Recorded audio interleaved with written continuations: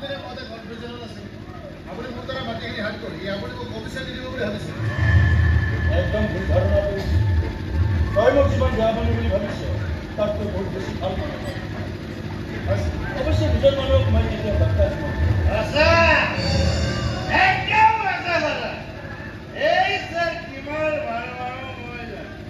পৃথিৱীৰ কিমান পূজা ছাৰে নিজ হাতে চাফা কৰিছে একমাত্ৰ মই আৰু ছাৰৰ মহান মহান কামৰ কথা মোৰ চিঞৰি চিঞৰি ক'বলৈ মন যায় কিন্তু ক'ব পৰা নাই ছাৰৰ যে পুত্ৰ পত্নীৰ এখন উপসংহাৰ আছে মাত্ৰ ৰহস্য ক'বলৈ মন যায় কিন্তু ক'ব পৰা নাই আজি যে ৰুদ্ৰৰ ঘৰটো হোৱা হ'ল সেইটো মই জানিছোঁ কম বুলি ভাবি আছিলোঁ ৰুদ্ৰক কিন্তু ক'ব পৰা নাছিল কাৰণ নিচাটো কম লাগিলে মই একো কথা ক'ব নোৱাৰো নিচা বেছি হ'লে মই কথাবোৰ কৈ দিব পাৰোঁ আজিতো তোৰ নিচা বেছি হৈছে তাৰ মানে কৈ দিবি কথা কৈ দিব পাৰোঁ একো গেৰাণ্টি নাই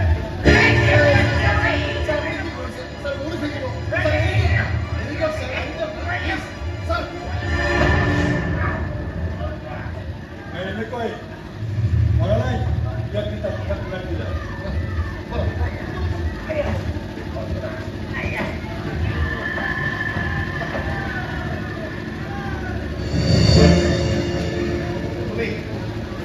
তোমাক দেখিলে আজকে মোৰ লাজ কৰিছে মই কিন্তু বহুত ধৈৰ্য ধৰি আছো বহুত সহ্য কৰি আছো মোৰ ধৈৰ্যৰ পৰীক্ষা নলবি আৰু ধৈৰ্যটো মই ধৰিছোঁ ধৈৰ্যটো মই কৰিছোঁ কিন্তু আৰু ধৰিব নোৱাৰো দেউতাৰ সন্মুখত কেনেকৈ কথা ক'ব লাগে পাহৰি গ'লি তই ক'লৈ দেখোঁ তোমাক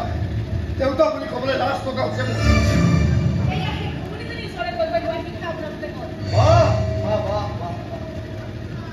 এইটো কথা যে তুমি মাত মানে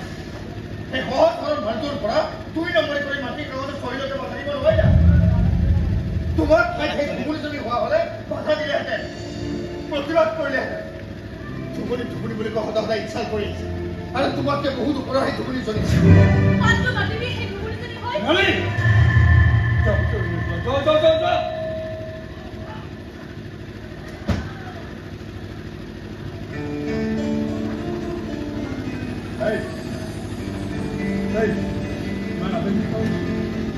তই হৈছ এজন বিজনেছমেন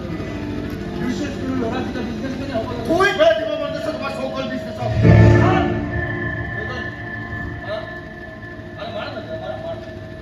সঁচা কথাবোৰ ক'লে মানুহৰ এনেকুৱাই হয় এই সহজ সৰল মানুহটোৰ পৰা 2 নম্বৰী কৰি মাটিৰ কাগজত চহী লোৱাটো তোমাৰ কি বিজনেছ এই মানুহজনে হয় মই যদি আৰে হাইকোৰ্ট যাব লাগে সুপ্ৰিম কোৰ্ট যাব লাগে যলৈকে মই যাম